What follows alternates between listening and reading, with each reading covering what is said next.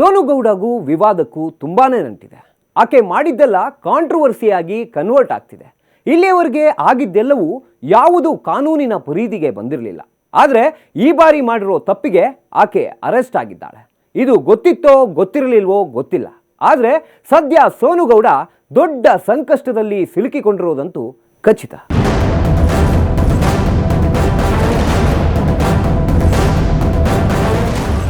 ತಿಂಗಳಿಂದ ಸೋನು ಶ್ರೀನಿವಾಸ್ ಗೌಡ ಸಖತ್ ಸುದ್ದಿಯಲ್ಲಿದ್ರು. ಅವರ ಯೂಟ್ಯೂಬ್ ಚಾನೆಲ್ನಲ್ಲಿ ಅಪ್ಲೋಡ್ ಆಗಿರೋ ವಿಡಿಯೋಗಳಿಗೆ ಸಾಕಷ್ಟು ಪಾಸಿಟಿವ್ ರೆಸ್ಪಾನ್ಸ್ ಕೂಡ ಸಿಕ್ಕಿತ್ತು. ಒಂದರ್ಥದಲ್ಲಿ ಹೇಳೋದಾದ್ರೆ ಆಕೆಯ ಮುಖದಲ್ಲಿ ಮಂದಹಾಸವಿತ್ತು. ಜೀವನದಲ್ಲಿ ಖುಷಿ ಕಂಡುಕೊಂಡಿದ್ದೀನಿ ಅನ್ನೋ ಫೀಲ್ ಇತ್ತು. ಆದ್ರೆ ಇದೇ ಆಕೆಗೆ ಕಂಬಿಯ ಹಿಂದೆ ಕಳಿಸುತ್ತೆ ಅನ್ನೋದು ಆಕೆಗೆ ನಿಜಕ್ಕೂ ಗೊತ್ತಿರಲಿಲ್ಲ. ಅದು ಸ್ಟ್ರಾಂಗ್ ಕೇಸ್ನಲ್ಲಿ ಅರೆಸ್ಟ್ ಆಗ್ತೀನಿ ಅನ್ನೋದನ್ನ ಆಕೆ ಕನಸು ಮನಸ್ಸಿನಲ್ಲೂ ಅಂದ್ಕೊಂಡಿರ್ಲಿಲ್ಲ. ಕಾನೂನು ಬಾಹಿರವಾಗಿ ಬಾಲಕಿಯನ್ನ ದತ್ತು ಪಡೆದ ಸೋನು ಗೌಡ. ದೂರಿನ ಮೇರೆಗೆ ಬಿಗ್ ಬಾಸ್ ಸ್ಪರ್ಧಿ ಸೋನು ಗೌಡ ಅರೆಸ್ಟ್.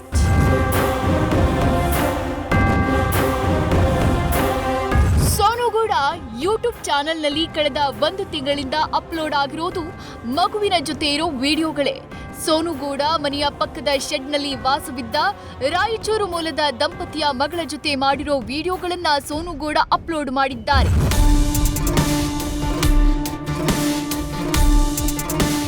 ಈ ವಿಡಿಯೋದಲ್ಲಿ ಮಗುವಿನ ಮುಖವನ್ನು ತೋರಿಸಿದ್ದಾರೆ.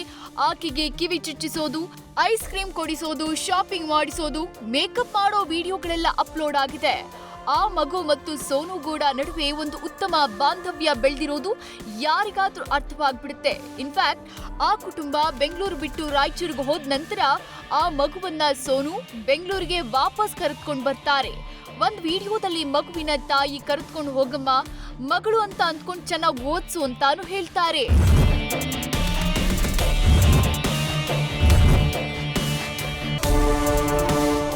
ಇದಿಷ್ಟೇ ಅಲ್ಲ, ಒಂದರ ನಂತರ ಒಂದು ವಿಡಿಯೋ ಅಪ್ಲೋಡ್ ಆದ್ಮೇಲೆ ಕೆಲ ನೆಗೆಟಿವ್ ಕಮೆಂಟ್ಸ್ ಕೂಡ ಬಂದಿದೆ. ಮಗುವನ್ನ ವ್ಯೂಸ್ಗಾಗಿ ಬಳಸ್ಕೊಳ್ತಿದ್ಯಾ ಅಂತ ಕೆಲವರು ಕಾಮೆಂಟ್ಸ್ ಹಾಕಿದ್ದಾರೆ. ಹೀಗಾಗಿ ಸೋನು ಕಮೆಂಟ್ಸ್ ಬಾಕ್ಸ್ ಆಫ್ ಮಾಡ್ತಾರೆ.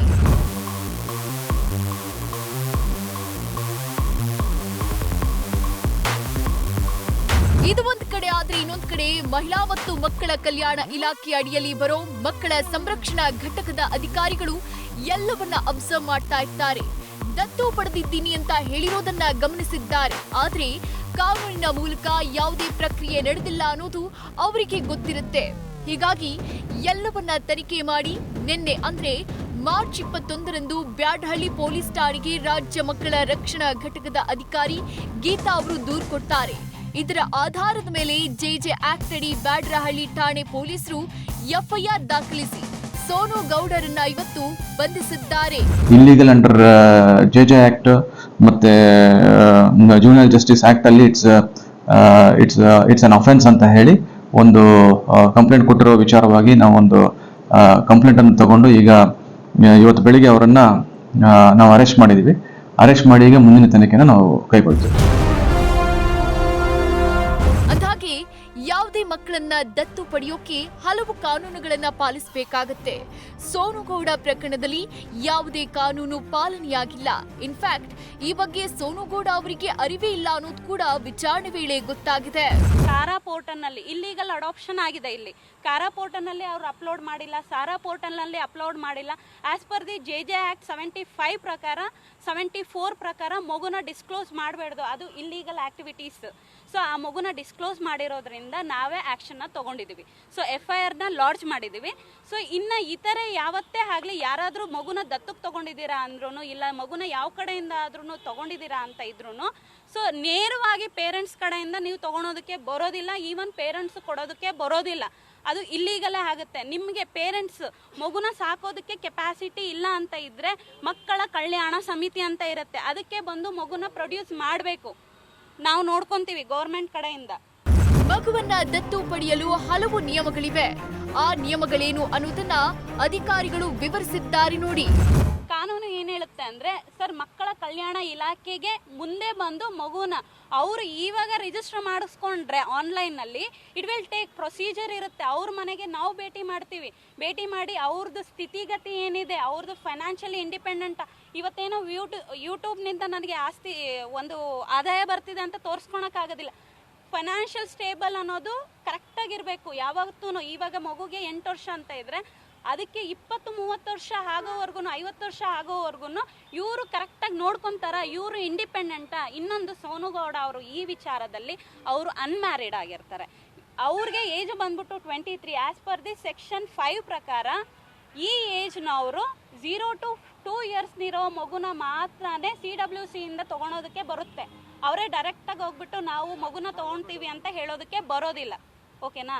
ಸೊ ಅದಾದಮೇಲೆ ಈ ಏಜ್ ಗ್ಯಾಪ್ ಅನ್ನೋದು 25 years ಇರಬೇಕು. ಯಾರು ದತ್ತು ತೊಗೊಳೋರೋ ಮಗುಗೂ ಮಗುಗೂ ಮತ್ತು ದತ್ತು ಪಡೆಯೋವನಿಗೂ 25 years ಗ್ಯಾಪ್ ಇರಬೇಕು. ಸೊ ಪ್ರೊಸೀಜರ್ ಇರುತ್ತೆ. ನಮಗೆ ಆನ್ಲೈನಲ್ಲಿ ರಿಜಿಸ್ಟರ್ ಆಗಿರಬೇಕು. ಹೇಗೇನು ನಾವು ಬಂದು ಅವ್ರು ವೆರಿಫಿಕೇಷನ್ ಮಾಡ್ತೀವಿ. ಅದಾದಮೇಲೆ ನಾವೇ 4 ಮಕ್ಕಳನ್ನ ಕೊಟ್ಟಿರ್ತೀವಿ. ಅವ್ರು ಅದರಿಂದನೇ ಪಡಿಬೇಕು ಹೊರತು ಯಾವತ್ತೇ ಆಗಲಿ ಯಾರೇ ಆಗಲಿ ಎಲ್ಲೇ ಆಗಲಿ ಮಗುನ ಎಲ್ಲೂ ಸೋನು ಗೌಡ ದತ್ತು ಪಡೆದಿದ್ದೀನಿ ಅಂತ ವಿಡಿಯೋದಲ್ಲಿ ಹೇಳಿದ್ದಾರಾ, ಅದು ಕಾನೂನು ಮೂಲಕವೇ ಹೇಳಿದ್ದಾರಾ ಅನ್ನೋ ಪ್ರಶ್ನೆ ಸಹಜವಾಗಿ ಮೂಡುತ್ತೆ. ಅದಕ್ಕೆ ಅಧಿಕಾರಿಗಳೇ ಉತ್ತರ ಕೊಟ್ಟಿದ್ದಾರೆ. ವಿಡಿಯೋ ನಮ್ಮ ಹತ್ರ ಇದೆ ಸರ್. ನಾವು ಎವಿಡೆನ್ಸ್ ಇಲ್ದಿರ ನಾವೆಲ್ಲೂ ಬರೋದಿಲ್ಲ. ಒಂದು ನಿಮಿಷ ಈ ಕ್ವಶನ್ಗೆ ಆನ್ಸರ್ ಮಾಡ್ಬಿಡ್ತೀವಿ. ಸೋನು ಶ್ರೀನಿವಾಸ್ ಗೌಡ ಅಲಿಯಾ ಶಾಂಭವಿ 23 yearsನವರು ಒಂದು ವಿಡಿಯೋದಲ್ಲಿ ಅವರೇ ಹೇಳ್ಕೊಂಡಿದ್ದಾರೆ ಮಗುನ ದತ್ತು ಪಡೆದಿದ್ದೇನೆ, ಅದನ್ನು ಕಾನೂನು ಪ್ರಕಾರವಾಗಿ. ಕಾನೂನು ಪ್ರಕಾರ ಅಂದರೆ ನಾನು ಫಸ್ಟ್ ಕ್ವಶನ್ ಅವ್ರನ್ನ ಕೇಳಿದೆ, ಕಾರ ಅಂದರೆ ಏನು, ಸಾರಾ ಅಂದರೆ ಏನು, ಮಕ್ಕಳ ಕಲ್ಯಾಣ ಸಮಿತಿ ಅಂದರೆ ಏನು, ಮಕ್ಕಳ ರಕ್ಷಣಾ ಘಟಕ ಅಂದರೆ ಏನು, ಮಕ್ಕಳ ನಿರ್ದೇಶನಾಲಯ ಅಂದರೆ ಏನು ಅಂತ. So she is not uneducated, she is also educated ಆಗಿರಲಿ ಅನ್ಎಜುಕೇಟೆಡ್ ಆಗಿರಲಿ 10 ಜನದ ಜೊತೆ ಸೇರಿ ಸರ್ ಕೇಳಿ ಸರ್. ಯಾಕೆ ಕೇಳೋದಿಲ್ಲ? ಯಾರು ಆನ್ಸರ್ ಮಾಡೋದಿಲ್ಲ? ಎಲ್ಲರೂ ಹೇಳ್ತಾರಲ್ವಾ ಇದೆಲ್ಲ ಪ್ರೊಸೀಜರ್ ಇದಂತ ಮಾಡಿ ಅಂತ ಹೇಳ್ತಾರಲ್ಲ. ಅವ್ರ ಅಡ್ವೊಕೇಟೇ ಹೇಳಿದಾರಂತೆ ನೀವು ತಗೊಳ್ಳಿ ಮಗುನ ಅಂತ. ಹೇಗೆ ತಗೊಂತಾರೆ? ಕಿಡ್ ಅನ್ನೋದು ಏನು ನಿಮ್ಮ ಪ್ರಕಾರ ಮಾರಾಟ ಮಾಡ್ಕೊಳೋ ವಸ್ತು ಅನ್ಕೊಂಡ್ಬಿಟ್ಟಿದ್ದೀರಾ? ಆಗೋದಿಲ್ಲ ಅಲ್ವಾ? ಅದಕ್ಕೆ ಅಂತ ಒಂದು ಪ್ರೊಸೀಜರ್ ಇರುತ್ತೆ. ಆ ಮಗು ಅನ್ನೋದಕ್ಕೆ ಏನೋ ಚಿನ್ನ ಬೆಳ್ಳಿ ಅಲ್ಲ, ಮೋರ್ ದ್ಯಾನ್ ದಟ್. ಅದು ನನಗೂ ಒಬ್ಬನ ಮಗ ಇದ್ದಾನೆ, ಮಗುನ ನಾನು ತೋರಿಸ್ತಾ ಇದ್ದೇನೆ ವಿಡಿಯೋದಲ್ಲಿ. ಈಗೇನ ಅದನ್ನ ಹೇಗೆ ಮಗು ಕೈಯಲ್ಲಿ ನೀವು ಲೈಕ್ ಮಾಡಿ ಸಬ್ಸ್ಕ್ರೈಬ್ ಮಾಡಿ, ನಿಮ್ಮ ಉದ್ಧಾರಕ್ಕೋಸ್ಕರ ಮಗುನ ಯೂಸ್ ಮಾಡ್ಕೊಳಕ್ ಹೋಗ್ಬೇಡಿ. ಮತ್ತೊಂದ್ ಕಡೆ ಸೋನು ಗೌಡ ಯೂಟ್ಯೂಬ್ನಲ್ಲಿ ಮಗುವಿನ ಗುರುತನ್ನ ಬಹಿರಂಗಪಡಿಸಿರೋದು ಕೂಡ ಕಾನೂನು ಉಲ್ಲಂಘನೆಯಾಗಿದೆ. ಈ ಒಂದು ನೀವು ದತ್ತು ತಗೊಂಡಿದ್ರು ಆ ಮಗುನ ನೀವು ಎಲ್ಲೇ ಈವನ್ ನಾವೇ ಮಗುನ ಡಿಸ್ಕ್ಲೋಸ್ ಮಾಡೋದಿಲ್ಲ ಸರ್. ರೆಸ್ಕ್ಯೂ ಮಾಡಿರೋ ಮಗುನ 18 ವರ್ಷ 0 to 18 ವರ್ಷ ಆಗಿರೋ ಮಗುನ ಎಲ್ಲೂ ನಾವು ಡಿಸ್ಕ್ಲೋಸ್ ಮಾಡೋದಿಲ್ಲ. ಬಾಲ್ಯ ವಿವಾಹ ಆಗಿದ್ರು ಇಲ್ಲ ನಮ್ಮ ಅಂಡರ್ನಲ್ಲಿ ಬೆಗ್ಗಿಂಗ್ ಕೇಸ್ ಆಗಿದ್ರು ನಾವು ಯಾವತ್ತೇ ಆಗಲಿ ಮಗುನ ತೋರಿಸೋದಿಲ್ಲ. As per the JJ Act 74 ಪ್ರಕಾರ ಅದನ್ನ ರೂಲ್ಸ್ ಬ್ರೇಕ್ ಆಗಿದೆ. ದತ್ತು ಕಾಯ್ದೆ 12, 13, 14, 15 ಎಲ್ಲ ಇದಾಗಿದೆ. ಅದಾದಮೇಲೆ ಪೇರೆಂಟ್ಸ್ಗೆ ನಾನು ಏನೋ ಕೊಟ್ಟಿದ್ದೀನಿ ಅಂದರೆ ಏನೋ ಕೊಟ್ಟಿದ್ದಾರೆ ಅಂದರೆ ಮಾರಾಟ ಆಗಿದೆಯಾ ಇಲ್ಲಿ ಮಗು? ಅದು ನಮಗೆ ಗೊತ್ತಿಲ್ಲ. ನಾನು ಏನೋ ಕೊಟ್ಟು ತೊಗೊಂಡಿದ್ದೀನಿ ಅಂದರೆ ಇಲ್ಲಿ ಲಾಭ ನಷ್ಟಗಳು ಅವರಿಬ್ಬರಿಗೂ ಆಗಿದೆ.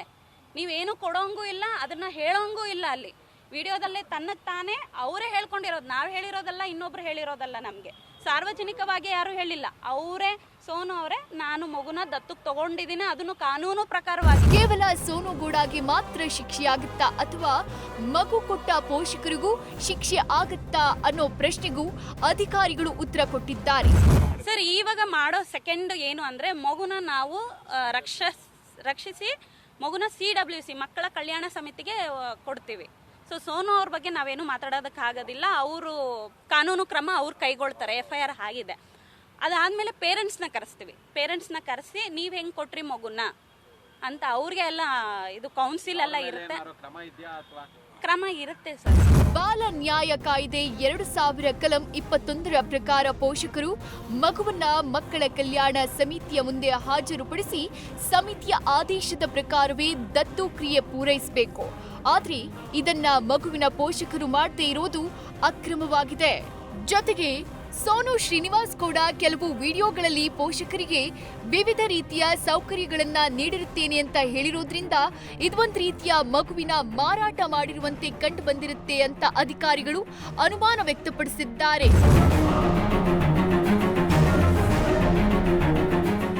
ವಿಚಾರಣೆ ವೇಳೆ ಮದುವೆಯಾಗದೆ ಈ ಮಗುವನ್ನ ನೋಡ್ಕೊಳ್ಳೋಕೆ ನಿರ್ಧರಿಸಿದ್ದೆ. ಸೋಷಿಯಲ್ ಮೀಡಿಯಾದಲ್ಲಿ ಬರೋ ಹಣವನ್ನ ಆಕೆಯ ಜೀವನಕ್ಕೆ ವಿನಿಯೋಗಿಸಲು ತೀರ್ಮಾನಿಸಿದ್ದೆ. ಆದ್ರೆ ದತ್ತು ತೆಗೆದುಕೊಳ್ಳುವ ಪ್ರೋಸೆಸ್ ಇಷ್ಟು ದೊಡ್ಡದು ಅಂತ ನನಗೆ ಗೊತ್ತಿರಲಿಲ್ಲ ಅಂತ ಈ ವೇಳೆ ಸೋನು ಗೌಡ ಹೇಳಿಕೆ ಕೊಟ್ಟಿದ್ದಾರೆ.